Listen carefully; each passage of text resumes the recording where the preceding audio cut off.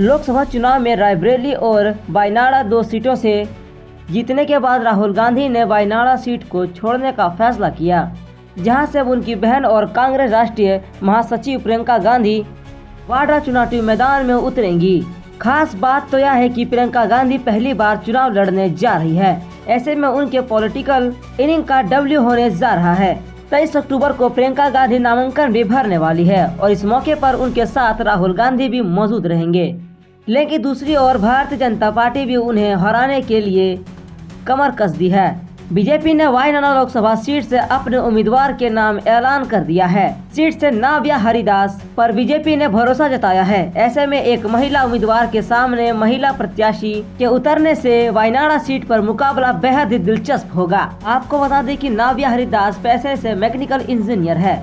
उन्होंने 2007 में अपनी डिग्री प्राप्त की। वह इस समय 39 साल की है और दिलचस्प बात तो यह है कि नाव्या हरिदास पहली बार लोकसभा चुनाव लड़ रही है। हालांकि उन्हें राजनीति की ठीक ठाक अनुभव है। नाव्या हरिदास कोझिकोड सहकारिता से पार्षद भी रह चुकी है। केरल में 2021 में हुए विधानसभा चुनाव में भारतीय जनता पार्टी उन्होंने कोझिकोड दक्षिण से चुनावी मैदान में उतरा था, लेकिन इस चुनाव में उन्हें हार का सामना करना पड़ा था। इस चुनाव में भी तीसरे नंबर पर रही थी। वे 2750 से ज्यादा वोटों से हार गई, लेकिन चुनाव हारने के बावजूद भाजपा ने उस पर भरोसा जताया और उन्हें लोकसभा में प्रियंका गांधी वाड्रा के सामने उतार दिया है। जाहिर है कि उन पर बड़ी जिम्मेदारी है। पार्टी ने एक चुनाव हारने के बावजूद उन्होंने अपने प्रत्याशी बनाया है, तो इसका मतलब यह है कि नाव्या हरिदास भी कोई कच्ची खिलाड़ी नहीं है। हालांकि ये सीट रणनीति के रूप में कांग्रेस के लिए बेहद अहम रही, क्योंकि वही वो सीट है जिसमें 2021 के लोकसभा चुनाव में राहुल गांधी को अमेठी हारने के बावजूद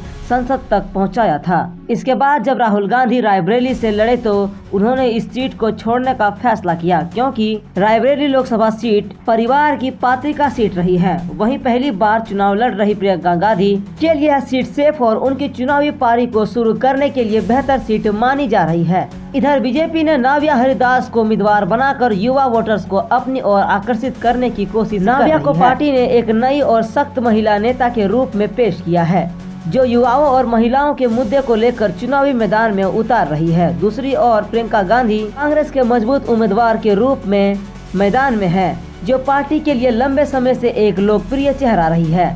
हालांकि पार्टी ने बहुत ज्यादा जोर दिया है, तो अब देखना यह है कि प्रियंका जीतती है या फिर नाव्या। हालांकि दोनों पार्टियों ने खूब जोर लगाया है जीतने के लिए। तो वैसे ही वीडियोस देखने के लिए वीडियो को लाइक और चैनल को सब्सक्राइब जरूर से करें। धन्यवाद।